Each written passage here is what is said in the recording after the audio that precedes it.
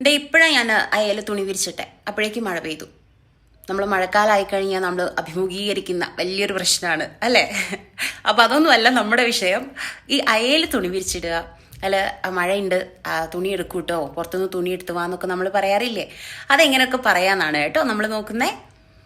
ആദ്യം ഈ അയക്ക് എന്താ പറയാ നോക്കാം. എന്താ പറയാ? ക്ലോത്ത്സ് ലൈൻ എന്നാണ് കേട്ടോ. ക്ലോത്ത്സ് ലൈൻ, ആ ക്ലോത്ത്സ് ഇടുന്ന ലൈന് അത്ര തന്നെ, ക്ലോത്ത്സ് ലൈൻ.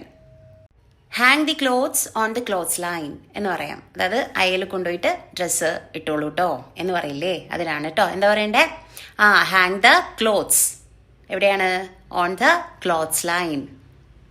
അല്ലെങ്കിൽ spread the clothes on the line എന്നും പറയാം. Spread the clothes on the line. Okay, spread the clothes on the line same അർത്ഥമാണ് കേട്ടോ. അയൽ വിരിച്ചിടൂ എന്നുള്ളൊരു അർത്ഥമാണ്.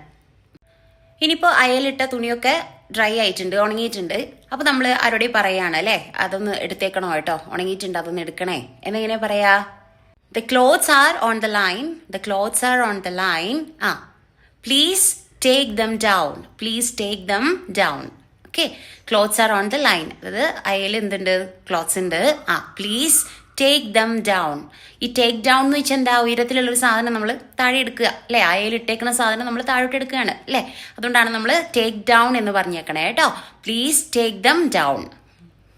അപ്പോൾ നമ്മുടെ നാട്ടിലൊന്നും അല്ലാതെ നമ്മൾ വല്ല ഹോസ്റ്റലിലോ അല്ലെ വേറെ ഏതെങ്കിലും സ്ഥലത്തൊക്കെയാണ് നിൽക്കണമെന്ന് വെച്ചാൽ അല്ലേ, നമ്മൾ മുൻകൂട്ടി പറഞ്ഞു പോവാറുണ്ട്. അവിടെ നിന്ന് പോകുന്ന സമയത്ത് നമ്മുടെ ആരാണോ കൂടെയുള്ള വെച്ചാൽ അവരോട് പറയാറുണ്ട് അല്ലേ, അയൽ ഡ്രസ്സ് ഉണ്ട് കേട്ടോ, ഒന്ന് എടുത്തേക്കണേ എന്ന് പറയാറുണ്ട് അല്ലേ. അപ്പോൾ നമുക്ക് ഇങ്ങനെ പറയാം.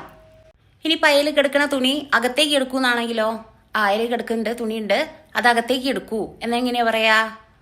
Please bring in the clothes from the line. Please bring in, bring in എന്ന് വെച്ചാൽ അകത്തേക്ക് കൊണ്ടുവരൂ എന്നാണ് കേട്ടോ. Please bring in the clothes from the line.